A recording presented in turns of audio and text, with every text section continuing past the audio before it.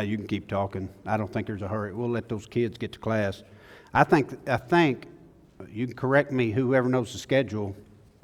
I think they've got two 40-minute classes, and we're just going to go for 30 or 40, and then we'll have extra time. So we're not going 80 minutes or anything like that, believe me.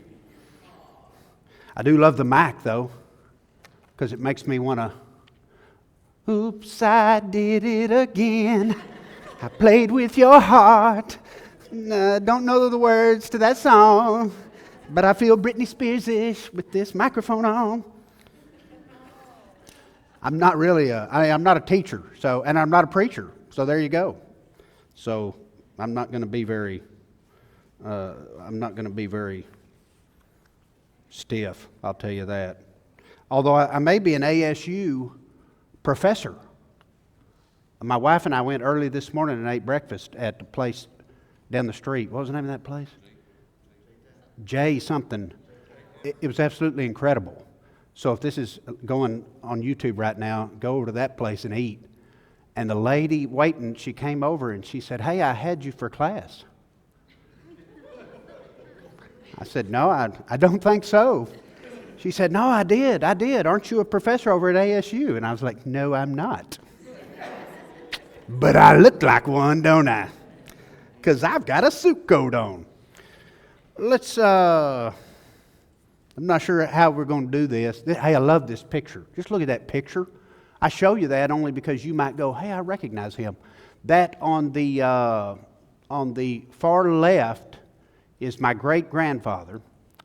And the little kid he's holding is Nancy Leslie. She's sitting right up here. That's her dad. Nancy's my first cousin. And then the guy beside him in the middle, that's my great-great-grandfather.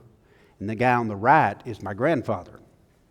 And they're all from right here. My dad is a Greene County Tech graduate, and he grew up in Laredo, if you know where Laredo is, outside of Bono. If you're outside of Bono, you're in the middle of nowhere. And he was, matter of fact, his nickname, my dad's nickname in college, he went to Abilene Christian, and his nickname was Bono. It's what everybody called him in college. So my roots are from right here in this area. I don't know how many of y'all, I don't know if you knew that, but that's my family is from Jonesboro, Paragould, Laredo. And I love it. I used to love coming up here to see my grandmother. As a matter of fact, as we do this parenting, I'm always so careful because he told me they're going to live stream it. And I've never been recorded. I usually don't like being recorded at my own church because I don't want someone to use it against me later. But so I'm trying to be measured with what I say because I know someone might see it. But I love parenting stuff. That's kind of what I want to talk about today, which is maybe not good. But, you know, my grandmother was one of those grandmothers that she made it through the 6th grade, which was, I think she probably made it further than anyone else in her family because she got married. I think she was 14, Nancy, do you remember? She was 14 when she got married, just right out here on a farm. And smart, and knew how to raise kids without going to, Christian home class in college. I always remember that joke when they started coming out with a lot of this new psychology stuff, which I don't want to rip on that, especially not if it's on the internet. I admire people who go to school and study that, but don't you feel like we've lost some of our right to parenting with some of the new psychology stuff?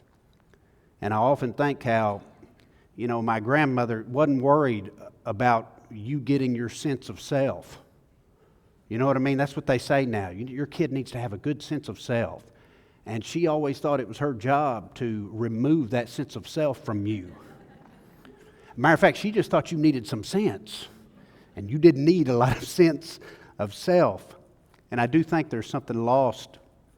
If someone in Jonesboro had a 10-year-old kid that was giving them trouble, and one of their neighbors was a 79-year-old lady who raised 7 kids who were all good, godly kids, and then her other neighbor was a 32-year-old PhD counselor with 2 kids, 8 and 6, she'd probably make an appointment with that PhD counselor and not think to go over to that, that older lady who had all the wisdom of raising her kids. It's just something we've lost. That has nothing to do with any of my lesson, by the way. Now you can start the recording right now.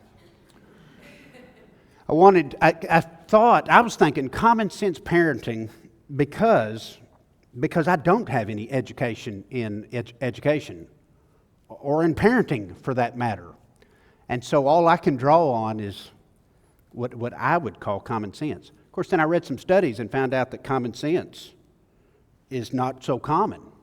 And it's not, there's disagreements on what common sense is. I wanted it to be, there's never a truer story. I love this. Let me just tell you this. Because when I first got married over 30 years ago, so I'm older than I look. I know you're thinking, oh my word, you were 10 when you got married. No, I'm actually quite older than I look. Because I look good. But they said, hey, won't you do a parenting class? And I think we called it the 10 Commandments of Parenting. I had no kids, by the way. Have you ever seen where they ask a youth minister to teach a parenting class, and they got the 10 Commandments? And then a few years later, I had a few kids, and I did another class, and I called it the 10 Suggestions of Parenting. And then a few years later, my kids started growing up, and I called it the 5 Helps to Survive Parenting. And then my kids got old enough that they left my house, and I called it the Time of Prayer for Parents. No longer do you do the 10 Commandments of Parenting if you've been a parent for a while, because it humbles you, does it not? The longer you study, the more you realize how little you know.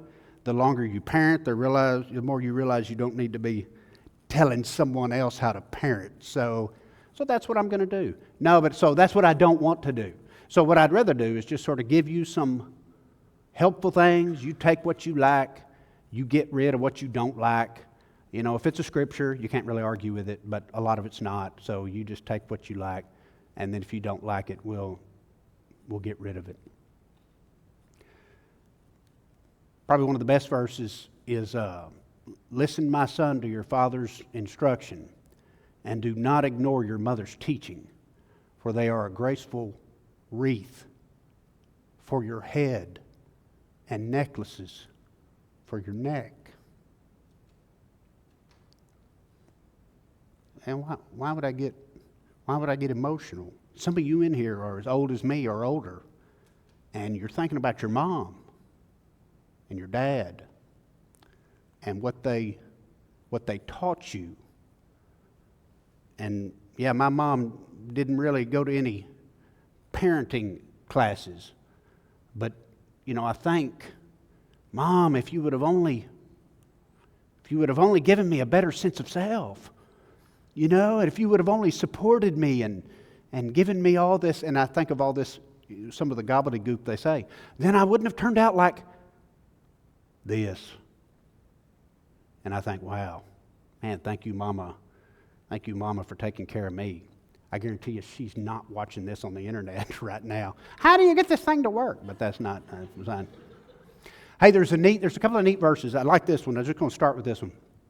All that you do must be done in love. This is from 1 Corinthians. I'm not sure I was looking at verses, and I'm not sure I ever read these verses like this.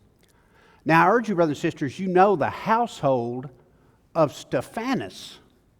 Now, this is not a guy I've talked a lot about in our Bible classes, but Stephanus, the reason I like him is it's his household. It's not just him. When Paul mentions a lot of these people, it's people that travel with him, people that he, Timothy and Titus and these guys. This guy's mentioned with his household because they were the first fruits of Achaia, which I take to mean they were some of the first Christians. When they went and spread the gospel, these were some of the first people to give their lives to Christ. And that they, I assume that means his household, have devoted themselves to the ministry of the saints. So Paul likes this family, not just the dude. It's interesting he mentions the dude. Like dude, I guess you could do a lesson on how dudes ought to be the leaders in their house. You know, you could do a whole lesson. I'm not doing that lesson, but he does mention the dude, but he mentions his whole house. And so I urge that you also be subject to such as these, and to everyone who helps in the work and labors. Rejoice over the coming of Stephanas, because he's coming and he's bringing his family with him. And we've got a household of faith, Fortunatus, Zacchaeus, because they've supplied what was lacking on your part, for they've refreshed. This family has refreshed my spirit and yours. Therefore acknowledge such men. So I think my goal would be, as I have my own family, that maybe Paul would say that about my family. All right, so I had to have key in there. So here's our key. And I want powerful families. I don't know that I want a godly family. I want a good family. Only reason I chose powerful is I was looking for, I've been around long enough to know, I want you to walk out of here today. I don't know who you are. I don't know where you're going. By the way, raise your hand if you got a kid here today. Yeah, see, most of you have kids here. Raise your hand if you've got all your kids out of your house. Yeah, that's a blessing, isn't it? Raise your hand if you've been a kid. Okay, good. Well, then you're good. If you raised your hand on any of those, you're licensed to be here. I wanted it to be easy peasy. You ever heard of easy peasy? My mom used to say that all the time. Hey, this is going to be easy peasy. And easy peasy is the way we're going to remember our lessons today. This first lesson is going to be for powerful. We want powerful families. The Z is going to be our lesson this afternoon, and we're going to talk about what kind of zoo your family has. And we're going to look at character traits and birth order and some personality stuff. I don't know. I consider that to be less scriptural and a little more fun. I do think it's fun. I think it's neat to know what some of our character traits are and how we raise our families based on that.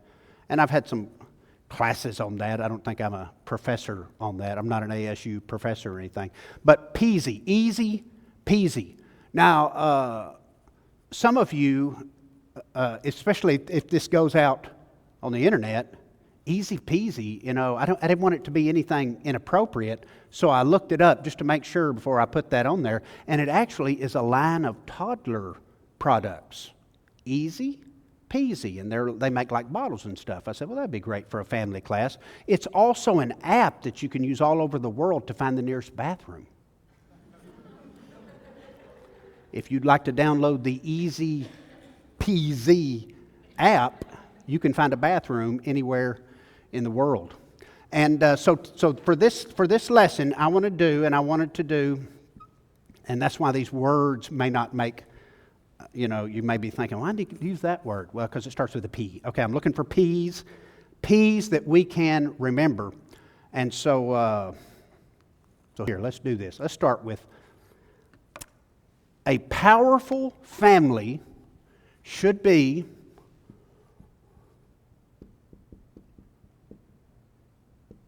a practicing family. And I would say, if you want to add another P, a family that practices what it preaches. That we add two P's. I don't want a mediocre family. You don't either. Matter of fact, I don't know if I have this scripture in here somewhere, but I was thinking about it a while ago. The scripture in Nehemiah where they're rebuilding the wall, and he's got the people on the wall, and he puts them on the wall. This is interesting. It's not just guards, not trained soldiers. Nehemiah puts on that wall. He's putting everybody on the wall. Kids, adults, grandpa. He's putting everybody on the wall to protect as they're building this wall because they're getting attacked. And so he puts them on there with their families. And he tells them, look to your left and to your right, and don't be afraid. God is with God is with you, so you fight for your family.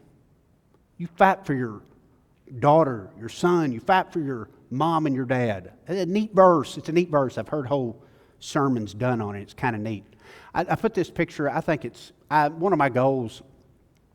You know, we're keeping evangelism youthful. We're teaching our kids the gospel to share. What is the greatest mission field that we have? It's our home. And so it was my goal.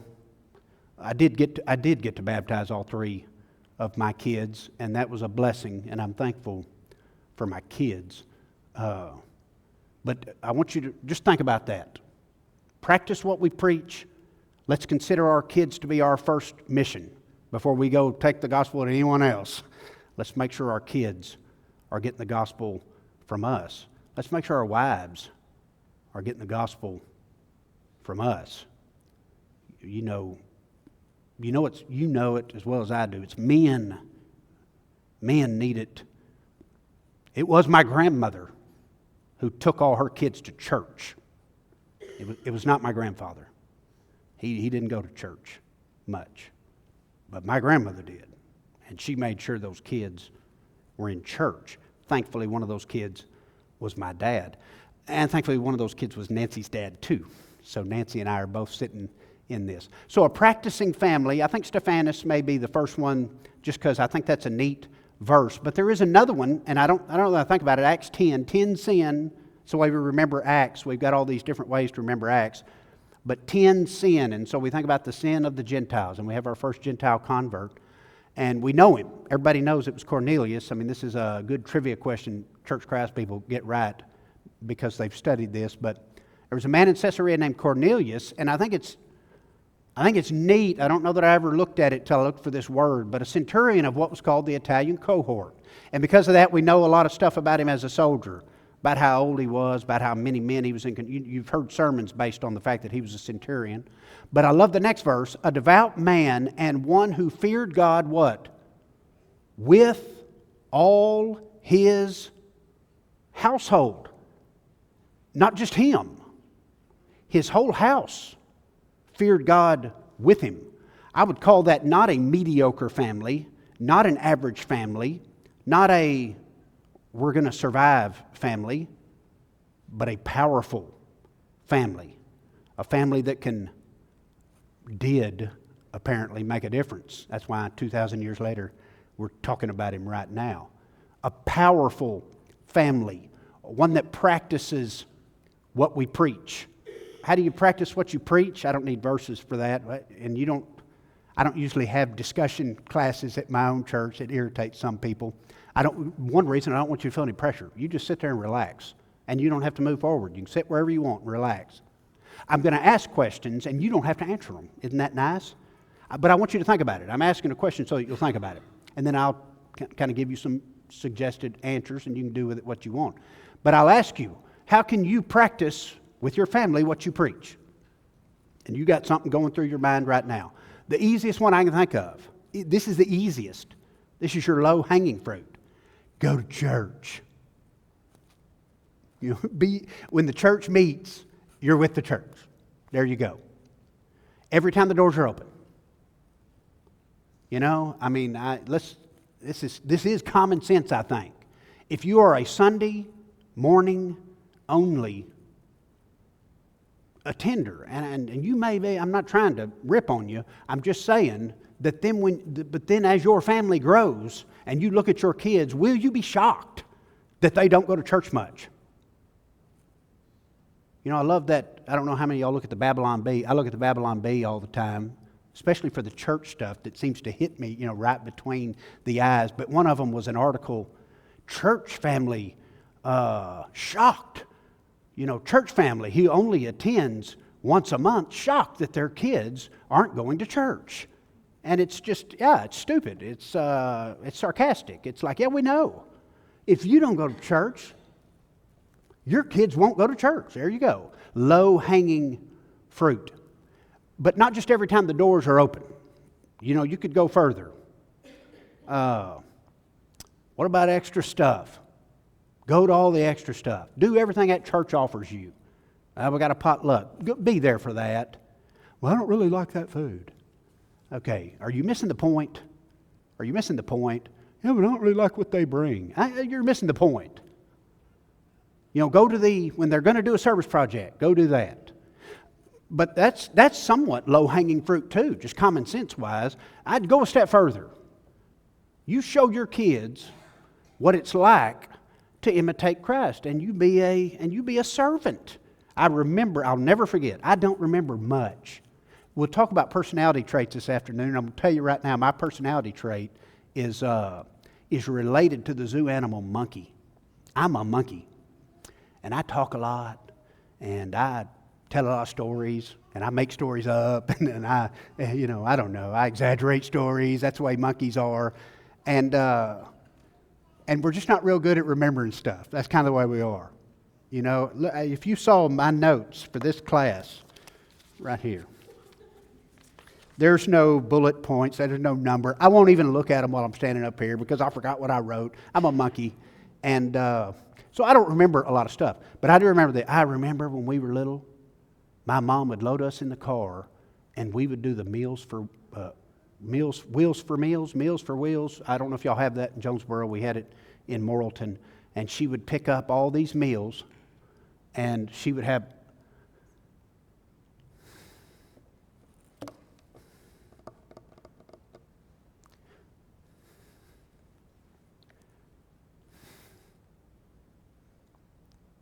By the way, if I do that, do you get emotional when I do that? A little bit? I don't know. Surely you do. I do. But she'd have my brother and me walk these meals up to these people. She wouldn't do it. She wouldn't get out of the car. She had them stacked up. But we would. And we did it every week, y'all, when I was growing up. And we'd walk these meals up to these people. Most of them elderly. Some of them were just sort of low income, special needs. And we'd take these meals in. I'm just a kid. Y'all, she did not get paid to do this. This was not a paid thing. It was a volunteer thing. Of course, my dad was at work. You know, he didn't do it. My mom did it. Most of what I say, and I worry even less about my dad seeing this on the internet. Okay, that dude. But man, most of what I say today, it's my mom. That woman she showed us what to do. But to me, that's a practicing parent, another P, that's going to make for a powerful family. Because she's taken these verses like Hebrews, let's hold firmly to the confession of our hope without wavering. Let's consider. Now, of course, we take that church-wise, but let's take that family-wise, and let's consider how we're going to encourage each other to love and good deeds. It's all these service projects that you can do, even outside the church. I know Jonesboro has stuff going on. Y'all may not be from Jonesboro, but that's just what I'm thinking of. Anything you can do in your community that you can take your kid and they do it with you. I'm just saying common sense. I don't have a PhD. But common sense tells me if you do that, your kid sees you doing that, you got more likely of having a powerful church family. Church. Shouldn't throw that word in. A powerful family for Christ. Maybe that'd be a better way of putting that. Here's my second P. Moving good. Here we go. Progressing. I think a powerful family, and I look at my own first. I'm not my own. I look at mine when I was growing up first. But then I look at my own family that I've tried to raise. And then of course, we look at our grandkids. But I start with my own. A family that is powerful is one that is progressing. Always moving forward. If you're not moving forward, then you're dying. A matter of fact, I'm an eye doctor. Matter of fact, I've been at an eye doctor state meeting in Little Rock. A bad weekend to get something in your eye. Because every eye doctor in the state is in Little Rock right now at the convention center in meetings. I don't know. My buddy here, does anyone know Bart Jones? Anyone go to Bart Jones here in town? He's one of the eye doctors. I went to Harding with him, and he's one of my oldest buddies. He's an eye doctor here in Jonesboro. But I've been in these meetings in Little Rock, continuing education meetings. And some of you in your own jobs, you've got to do that too. You've got to have so many hours every year of continuing education. You can't just sit on what you got. You got to go. And do you learn much at those meetings? No, they're just boring as all get out. Oh gosh, now someone is going to see that. Sorry. I did love that guy who spoke yesterday though. And they're kind of dry and they're kind of boring. But you always got to be moving forward. Matter of fact, people come into my office and I'll say, I'm bringing up bifocals. Some of y'all know what I'm talking about. And I'm bringing up cataracts. And the first thing they always say to me is, oh, so you're telling me I'm getting older? Oh, that's what you're saying. I'm getting older. And then I always look at them and I say, hey, getting older is better than the alternative of not getting older. And I'm telling you right now, as a family, if you're not progressing, you're just dying. Now, how do you progress? What do I mean when I say progressing? I don't know. What could help you grow? You don't have to answer. I just want you to think about it. What helps you grow? Well, here's one thing. Low-hanging fruit. Bible class. Low-hanging fruit. We don't need Bible class. I've got a roast in the oven. I've got people coming over this afternoon. I need to get home and I need to get something cooked. Okay. Low-hanging fruit. Don't show your kids, hey, I don't need Bible class. I know enough Bible. I need Bible class. You need Bible class. Your kids need Bible class. If you leave before Bible class, to me that's just common sense. You leave before Bible class, you're not progressing. Now, I'd go a step further beyond Bible class, and I'd say, K.E.Y. You're here, obviously, so something needs to be.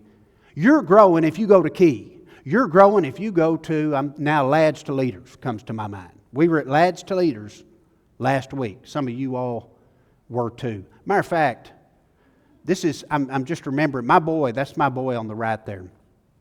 And he's teaching one of the classes here at K.E.Y. He's doing one of the classes. He's like 25 now. He's beyond this.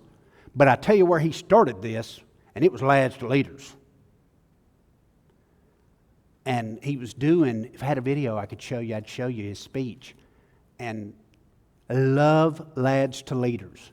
Now, why do I love Lads to Leaders? Progress. We're growing. We're getting better. We're not just going to sit around and go to church. That's too easy. That's low-hanging. I don't want to be an average family. I want to be a powerful family. And so we're going to be growing. So our kids go to K.E.Y. and our kids go to YOU and our kids go to this conference and our kids go to that. And it's not just our kids, is it? Dad goes to men's retreat. Well, I don't need men's retreat. Okay. You want a powerful family? You show your kids you need to grow. Mom's going to women's retreat. Mom's going to the ladies' Bible class. Mom's going to ladies' day out. Dad's going to, you see my point. It's progressing. We need to be getting better. We used to go, when I was growing up, we went to the Tulsa workshop. Did any of y'all go to the Tulsa workshop? I almost feel like some of you, I probably saw you there when you were there. I love the Tulsa workshop. It was one time a year where, it's like these. They didn't have these back then. They didn't have YOU or K.E.Y. or anything like that back then. But you'd go to Tulsa and you'd just go to classes all day. Bible classes all day. You'd choose to do that. And they'd start at 8 in the morning and you'd go every hour. And I was a kid being drugged to all this stuff. We always said I had a drug problem. Mom drugged me to Tulsa and she drugged me to church and she drugged me, And we'd do these, we'd go, and I loved it. And we'd sing and we'd listen to, it's kind of like this, I guess, but on a grand scale, thousands of people. And I just remember thinking, a lot of our church didn't go to Tulsa. As a matter of fact, my family and maybe one other family were the only families that went to Tulsa. And I always thought, how come they're not going? And they may have had reasons. As a family, I thought, wow, my parents were telling me right off the bat, Judd, this isn't enough. You need more. We need more. We need to be growing. We need to be progressing. And that's how you do it, is in times like this. As we progress, and we're going to grow, our families have to grow. We can't be stagnant. Here's a few things. I don't even know. If our kids don't learn these things from, this is common sense. Why am I saying it? I don't know. Because you're here, we got an hour to kill. Our kids need to learn this from us, and I'm looking around at kids in our world today, and I'm just seeing they're not learning some of this stuff, and it does hurt. My wife has been working in the school for several years, and she's one of those blessed women who works the front desk. So she deals with every parent, she knows everybody in our town because they've come through the front desk of that school. And she'll come home some days and she's like, oh, Judd, this is just depressing. And I'm like, yeah, I know what you mean. I know what you mean. Because there's just they're not learning these things. They need to learn it from us. How to handle conflict. How to handle loss. Kids don't win everything, do they? They need to learn early that you're going to lose sometimes. And they need to see how mom and dad handle losing. They need to see how we handle these things. They need to see how we handle dealing with each other. One of the best things a dad can do is show his kids how he handles conflict with his wife. And they can learn from that on how we deal with conflict. I think I have a picture. I love that picture on the right. My first two kids were twins. And that is an interesting, we'll talk about that this afternoon when we mention birth order. But interesting my boy who's here today teaching, he's got a twin sister. And the two of them, man, you talk about fighting like cats and dogs. Interesting.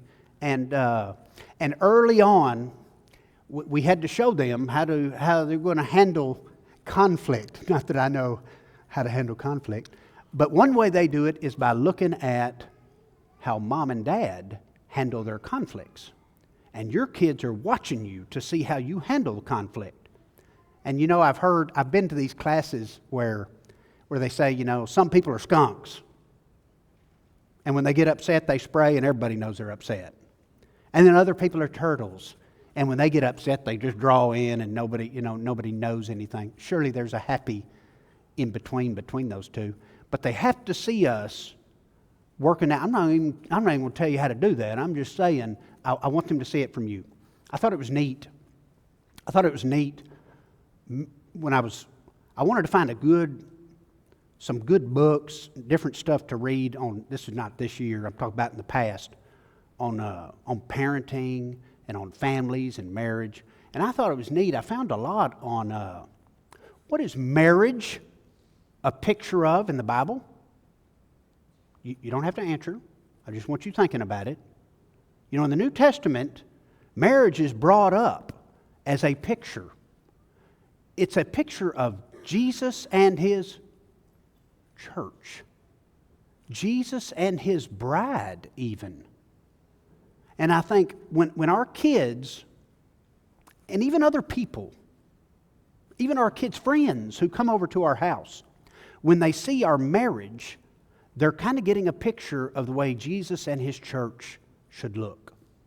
What did Jesus do? What did Jesus do for His bride? He gave everything. He gave everything. And they ought to see that. That's the picture of marriage. Well, what's the picture of parenting in the Bible? Can you think of any verses that would talk about parenting in the Bible and what that might be a picture of? And one thing it's a picture of that gives some kids trouble if they're coming from a bad background is like I'm thinking of the Last Supper. There's probably a bunch of other verses. As the Father has loved me, so I love you. Now you love one another. It's kind of interesting that Jesus would pick, what did he pick? As the Father has loved the Son. And so his picture of parenthood is the way we ought to see God and his creation. And so when people see how I treat my kids, or when my kids see how I treat them, that is in their mind, that's the image of what God, that's why some kids have trouble going to God, because they've had a father who's abused them, or a father who's left them, or a father, you see what I'm saying? I think this is common sense, but that's why some of them have trouble with it. We read a verse like that, and then some kid with a troubled background goes, "The father loves the son. My father was horrible." And then we realize, God, when God says something like that, and Jesus says something like that, He means a good father. He means the way the father ought to be. The picture He wants is the way you ought to be. And so, marriage, we're showing our kids the church with Jesus. Parenthood, we're showing our kids God with His creation. It's kind of neat. A lot of books on that. I thought it was neat concept. I'm not going to give you any names of them. Matter of fact, I was thinking about it at these lectures I go to for these continuing education. They always start their lecture with disclaimers. Well, I've got a contract with this company, and this company. I need to tell you that ahead of time before I talk about you. Y'all know what I'm talking about probably. And I feel like I should give you a disclaimer because I'm full of Jim McGuigan and Jeff Walling. I don't know. There's a list of guys that as I'm talking, I feel like I'm, it just comes out of me, stuff like that. I feel like I ought to give you a disclaimer on these type of things. Love this verse, and we'll go back to it just because that's such a good verse. Proverbs 24:16. For a righteous person falls. Isn't this a great verse? Write this down. You don't have to. I'm just saying. For a righteous person falls 7 times and gets up again. Someone with God, we can fall 7 times. We show our kids it's okay to fail. It's okay to lose. It's not life ending. Matter of fact, why 7 times? What if I fall 8? Oh, then I'm done. What's 7 in the Bible? What's that number mean in the Bible? Completion, perfect. It just means no matter how many times I fall, I'm always getting back up. That's a good verse. Resilience, something we ought to teach our kids. They shouldn't be shattered by all these little things in life. Stuff happens all the time. Our kids need to see us handle conflict well. Why am I telling you that? Because I did that? No, it's just something I wanted to do. And so I want you to do it too, and I think we all should do it. I like this. 2 ways to help the family grow. First one is example, obviously. You have to show it. You say it all day long. Doesn't really matter. Your kids know. Your kids see through that. You can tell them whatever you want, but they see you. They watch you every day. They know. But the other is conversations, and I do the conversations. Of course, the Shema. Shema Yisrael. Adonai Eloheinu Adonai Echad. We do this in our church. We do it in Hebrew. Hear, O Israel, the Lord is our God, the Lord is one, and you will love the Lord your God. And we went through these words in our class at church. With all your heart, with all your soul, with all your strength. And these words which I'm commanding you today shall be on your heart. And you shall repeat them diligently to your sons, and speak of them when you sit in your house, when you walk on the road, when you lie down, and when you get up. Conversations with your kids about church, about God, about the Bible. It sounds obvious. It sounds common sense. But I don't know how often we do it intentionally. Matter of fact, if I was going to put a P in there, I'm thinking now I should have had purposefully. We should be a purposeful family. When is the best time? You don't have to answer. I'm just throwing it out there. When's the best time for you to talk to your kid? When do you get a moment? When do you get a moment that you can talk to your kid without distraction? You just think about it. Here's what I think. In my own family, the car. I got them in the car. They can't go anywhere. Although, take those earbuds out. I know they've got something in their ear. They can't hear anything you're saying. So get those out. Be done with that. Oh, I got the radio going. I can't hear. Okay, turn the radio off. Purposefully, intentionally turn the radio off.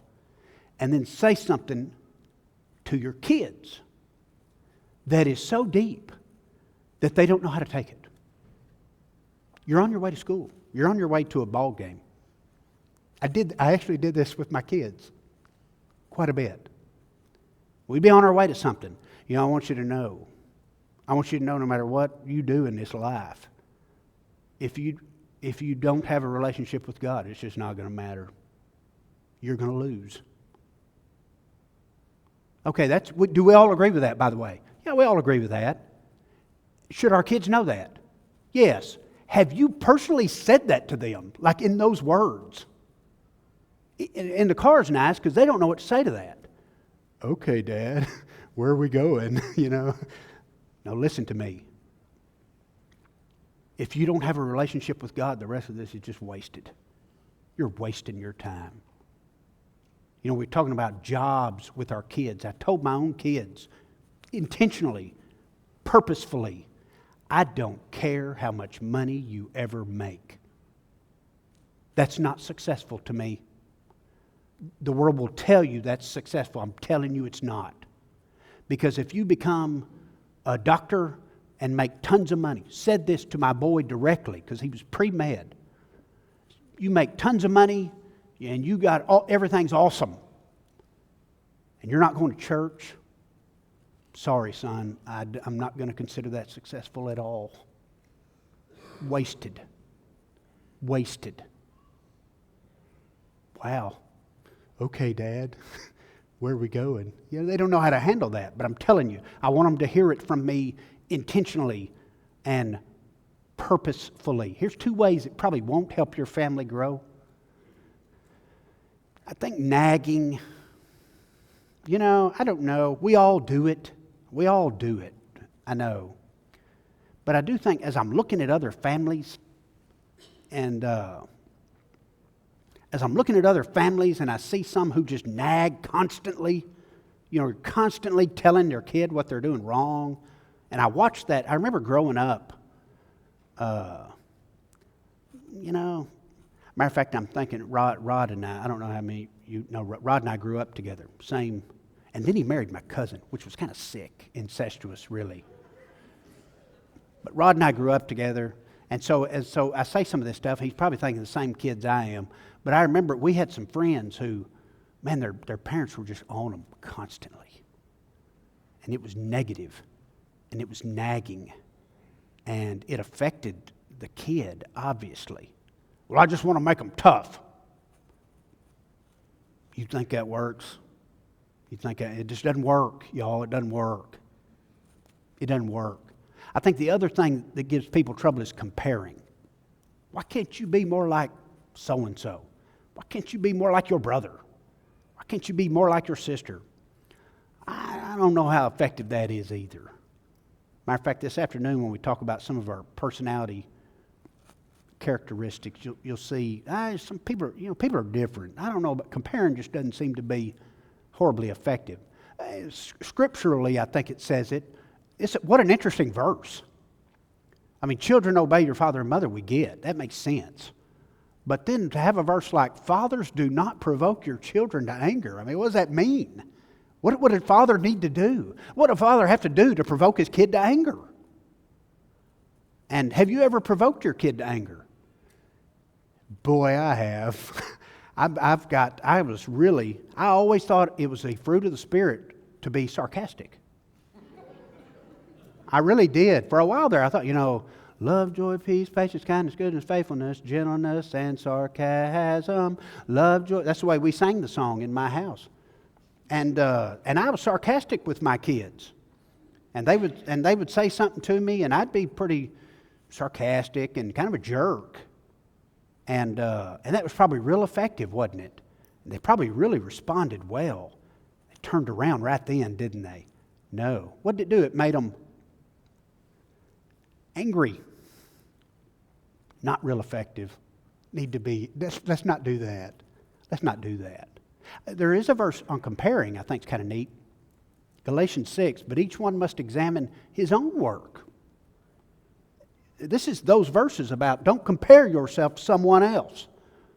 Don't think you're better than someone. Quit comparing yourself to someone else. Who should you compare yourself to? This is an interesting verse. I mean, obviously, we all should compare ourselves to the Christ because then we know where we stand, right?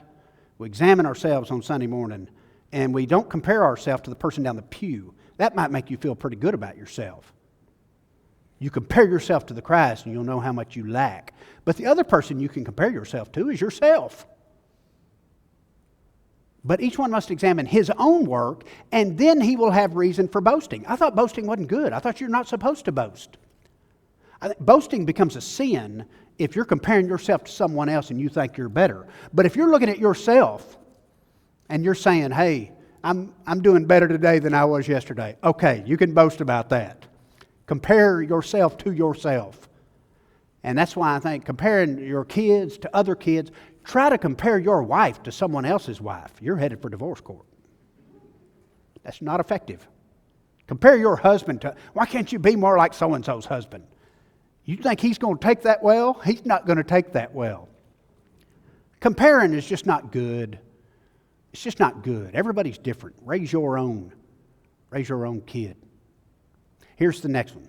I love this P. Oh, look at that. Monkey forgot what he was doing. As a matter of fact, there are some people in this room with the different personality trait who've been bothered for the past. He didn't write number 2 down. He wrote practicing, but he did not write number 2 down. Yeah, I know. I'm writing it right now for you, those of you with that problem, the OCD problem.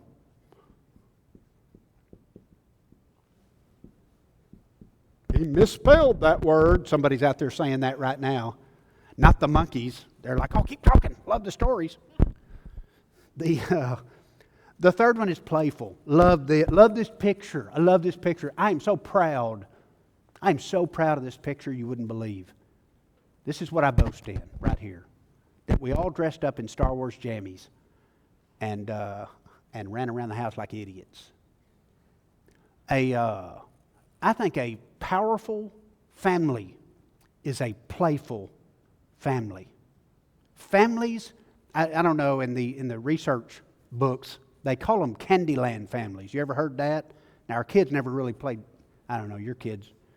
That seems like too old a game. When I was growing up, we played Candyland. And they call them Candyland families.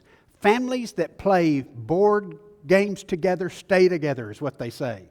Or card games, or any games. You play with your family. You play with your kids.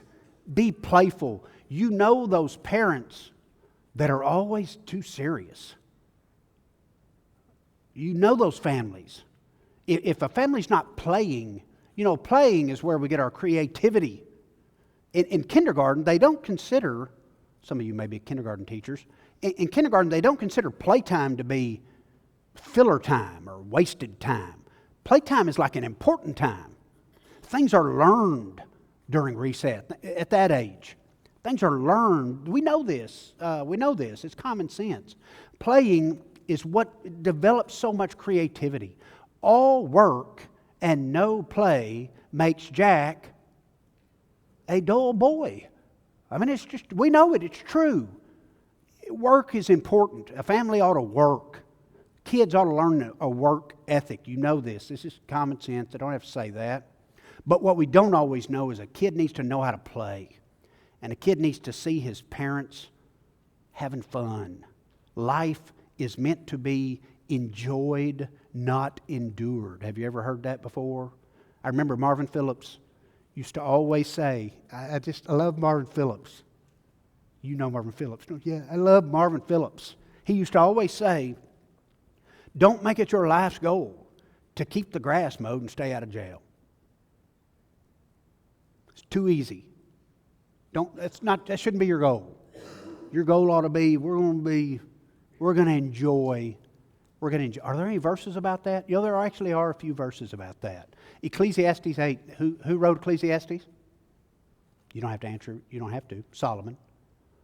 So I commended pleasure. Now you may say, well, Judd, you're taking that out of context. Solomon said that was all. No, but you read this in the context it's written. He's saying money, sex, he had how many wives and concubines. Okay, that's wasted time. He says that. Vanity, vanity. All is vanity. You know that. But then it's like after he said that, so what should you do in life? Well, here's what I commend. Enjoy yourself.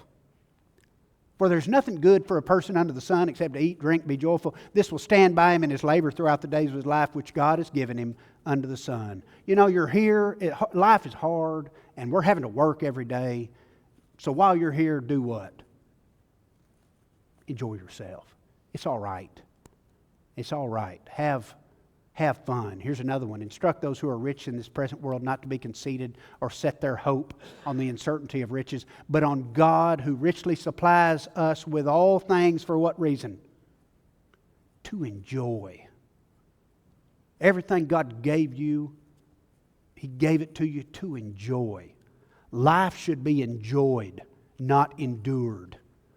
If you're going through life enduring, wow. Sad. It's a sad. The light is pleasant. It's good for the eyes to see the sun. Indeed, if a person lives many years, then let him just rejoice in all of them. Because you just don't know how many days you got. You're not guaranteed tomorrow. So enjoy today. Like that. Good verse. These are not ones we talk about much. I feel like I remember my own family. Now I'm not thinking of my kids now. I shouldn't have had that picture. I should have had me when I was growing up. My family was fun. My mom and dad were fun. We played games together. My dad was hilarious. He was a funny dude. And it leaves an imprint. You know this. Every time I say something, I feel like, why am I saying this? But anyway, it's being said, and it's out there. A powerful family will be a playful family. And we have to enjoy life, and we have to enjoy each other. It's kind of a neat verse. Husbands especially. Enjoy life. Okay, there you go. We could stop there. I could have just had Ecclesiastes 9a. That's what you do if you want to leave out the rest of the verse, because you don't want to talk about the rest of the verse. I could have just had Ecclesiastes 9a, enjoy life. Yeah. That would have been taken a little bit out of context. Enjoy life with who? Enjoy life with the wife whom you love all the days of your futile life, which He has given you under the sun. For this is your reward in life. Enjoy life with the wife that you love. I want my kids to see me enjoying life with my wife. That's how they're learning how marriage ought to be. You ever seen these marriages where the man goes and does this? I'm not even going to name some hobby or whatever. That's what he does all the time, and the wife goes and does this, and that's what she does all the time. They pass each other in the night. They both work. They don't even really enjoy each other. They tolerate each other for the sake of their kids, and then once their kids are gone, what happens? How many times you see that? I see that all the time. And then, well, it won't affect the kids. They're out of our house. They're in college. You ever known those kids? You may be one of those kids. Yeah, it affects them. Yeah, that's tough stuff. Enjoy your wife that you love. Enjoy your husband. This is stuff they ought to see us doing. And then they'll know how to be in their own family. And they'll be able to grow. I like that. Now here's one. Behold, children are a gift. Children are a gift of the Lord. The fruit of the womb is a reward. What are gifts? How are gifts meant to be taken. They're meant to be enjoyed. You ought to enjoy your gift. Now, sometimes they're gifts that you want to return or exchange for another gift. I get that. And I know that's true. But I do think every day, one good thing, we'll talk about phones a little bit in a second, but one good thing about the phone that I've, in my own personal life, is my youngest daughter, who's now 20. And when she was like first grade, I don't remember what grade she was, she would get the phone after school. She'd get in the car. Of course, she'd grab Mom's phone. Because those kids, they know how to work that phone now, better than we do when they're first grade. She would get a hold of her Mom's phone while Mom's driving home, and she would do a little video review of her day. Oh, hello, this is what she'd say. I wish I had a video. My wife could probably show you a video. My wife's here. I enjoy my wife. Oh, this is Emma. Hey, this is Emma. That's what she'd start by saying. This is Emma. You would not have wanted to be me today. That's right. I was out on the playground today and nobody would talk to me. And she would review her day. But we did this and we went there and he reviewed. And now we watch those videos and I love them. I love, thank you, iPhone. Thank you. Because she was a gift. She still is. She still is. But those young days when it's tough, and some of you may have young kids, and you're thinking, "Oh my word, this is just so tough." Yeah, but just take a second. You know what? I'm looking around this room. Most of y'all are look my age or older, so you know exactly what I'm talking about. You just enjoy them. They're a gift. I tell people, patients come into my office and they'll say something about kids, about how they've got 2 young kids, and they look tired. They've been up all night and it's tough. And I always tell them, but just enjoy them because it just gets better every year. That's what I say. I enjoyed them when they were young. I enjoyed them even more when they could, pee for themselves, when I didn't have to change their diaper. When they can feed themselves, you enjoy it even more.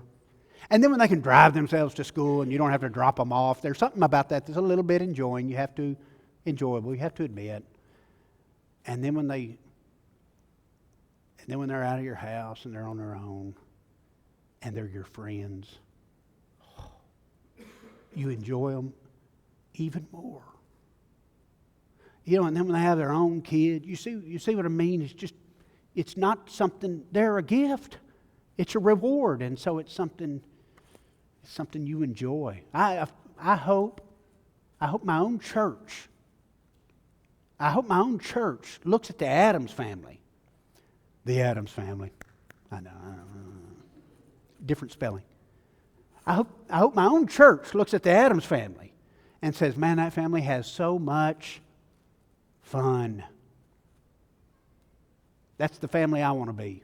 I don't want to be that boring family, that dull family, that negative family. They brighten a room and they leave it. That's not my family. I want my family to be the fun family. And they seem to have fun together. They seem to enjoy themselves. All right, next P. And for some of you who are tough,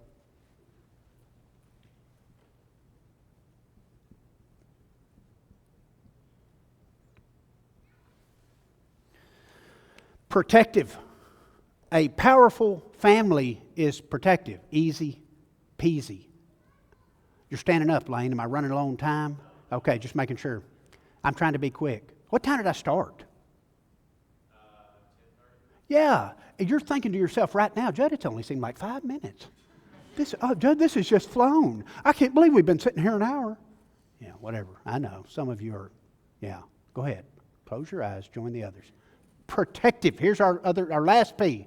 A powerful family is a protective family. I tried to find a few pictures. Yes, our family, with all the fun we have, there's been a lot of broken bones and different things that we've had. And you gotta man, we got to take care of our family. We have to protect, we have to be protective of our family. And this is one way, of course. Always be there. Now I'm thinking back to my own childhood, just for a brief moment. And the different times in my life, and like I said, as a monkey, I don't remember things. You know, I've always heard it said, people won't remember what you tell them. They'll remember how you made them feel. Have you ever heard that before? I think that's true. I think the emotions are what stay with us our whole life. The actual details don't. But I do remember my mom when I was growing up and something bad happened or something at school. I don't remember. And I remember I came home just horribly upset. And I remember she just held me. I wasn't like a senior in high school or anything, but I was a kid. And I just remember her holding me. And I cried. And she cried. And we cried together. That woman was crazy protective. She looked out for me, took care of me. And then after a little bit of crying, she'd look at me and she'd say, now you need to just suck it up. We're not going to dwell in this. You're bigger than that, and we're going to move on. After she cried with me. And she was protecting, constantly protecting. I'm sure my dad was too. Dad, if someone shows you this, I'm sure he was. But man, that mom, she stood up. You know these verses, 2 are better than 1. Because the one will lift up his companion, but woe to the one who falls when there's not another to lift him up. Furthermore, if 2 lie down, they keep warm. How can one be warm alone? If one can overpower him, who's alone? 2 can resist him. A cord of 3 strands is not quickly torn apart. Yeah, this is my brother. Doggone it. I remember when I was young, he and I were a year apart. We did everything together. We went to our friend's house, and just down the street. It's a neighborhood friend. And they were, I don't know, we had a neighborhood full of friends. That's the way we grew up back then. You know, it was you know it, we say it, but it's true, isn't it? It was different. We all got on our bikes. You didn't come home till the street lights came on. You know, it was just different than it is now. And we were down at our friend's house, and man, they were being hard on my brother. He was a little bit different. His personality type was a little different. Easy to make fun of in some ways. I mean, he was a man, but they were making fun of him. He wasn't taking it real well. There's 3 or 4 of them. And he got upset about it. He even cried a little bit. He wasn't a senior in high school, but he cried a little bit. He said, I'm going home. So he went home. I didn't. They weren't making fun of me. Now, I wasn't making fun of him too. I didn't join in. But I didn't go home either. I was having fun. So I stayed. And we played and we played. And then finally, I went home. My mom was waiting for me. Where have you been? What do you mean? You know where I was. Your brother came home. Why didn't you come home? I don't know. They weren't making fun of me. If your brother comes home, what? You come home. Because he's your brother. That's a lifelong lesson. your brother gets hurt, you're hurt. Matter of fact, who in the Bible says that exact same thing? Jesus. When he talks to, my beard getting into my mic. Yeah, I should have shaved before I came. Brittany would have shaved.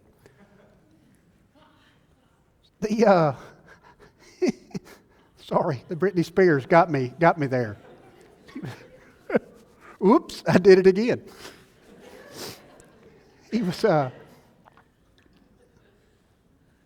Jesus, remember he said, Paul, man, why are you attacking me? If you're attacking the church, you're attacking me. I mean, he's our prime example.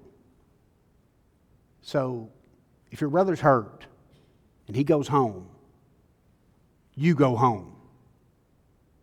Emotional lesson I learned way back then.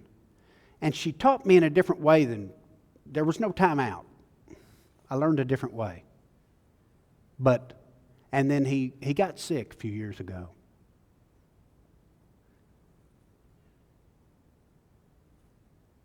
And so I went to him.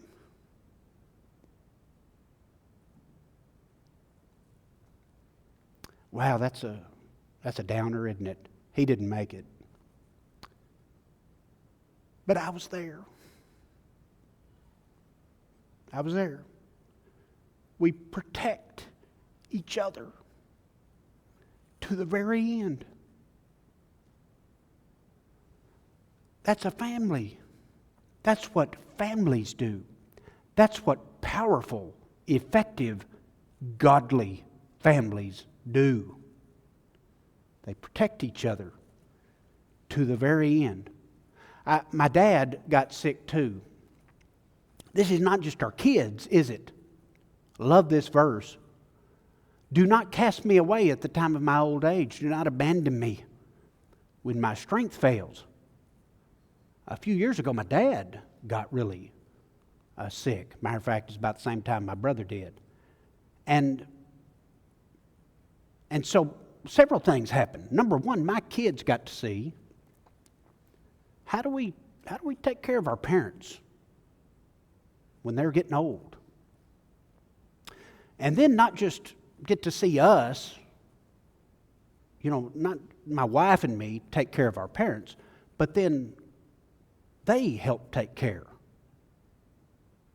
of their grandparents. These are common sense, I know, but when I look at powerful families that are successful, kids are good, and the family's strong, I see a family that practices what they preach, and they teach that to their kids. I see a family that's constantly growing and progressing and getting better and showing their kids, I need to be better. I need to work on this. I need to read a book here. I need to study the Bible here. I need to be better so that our kids can then spend their life being better. And I see families that are playful and they have fun together and they love each other and they laugh.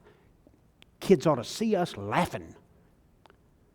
And you'll be stronger and you'll be more creative.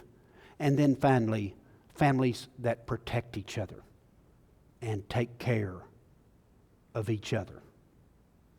I like that. I like it. I don't have a PhD in family or parenting. What I was a kid who had parents, just like you. And I'm a dad who has kids. So I stand in the middle. I look back and I look at my own, and I look at how I want them to be, and I look forward and I think, yeah, that's what I want. Now this afternoon, easy peasy, I'm telling you, easy peasy, never forget the P's. This is all the P's right here. PZ, Download the app. You can go to the bathroom anywhere in the world. Easy peasy. This afternoon is the Z. It's the zoo. It is the animals. It is the Myers-Briggs test. Some of you know what that is. Some of you have done that before. It is the birth order thing. Is very fascinating when you look at it. We'll look at some of that. And then we're going to assign these animals to our different character traits. And we'll see what kind of animals are in your family and how we deal with these animals a little bit differently. Let's pray before we dismiss. Father, we just love you. We thank you for family. Our own families. But even as I say that, I know there are people here today who didn't have much of a family. And so I'm even more thankful that your word says you put the lonely into families. And you do, because that's what we have here. We thank you for our church family. We want to be a powerful church family. Father, we pray especially for the parents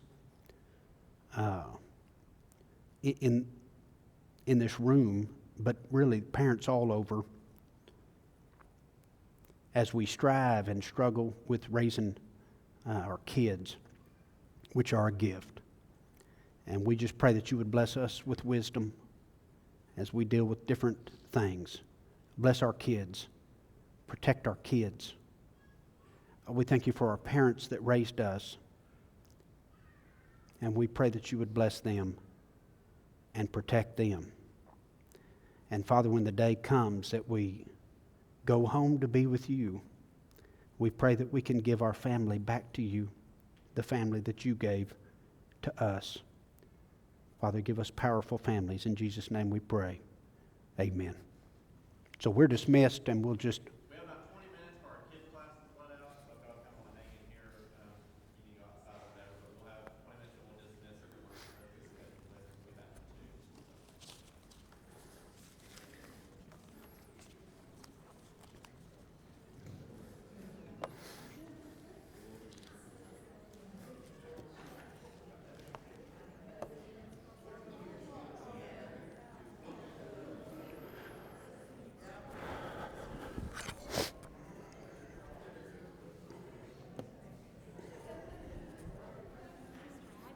Yes?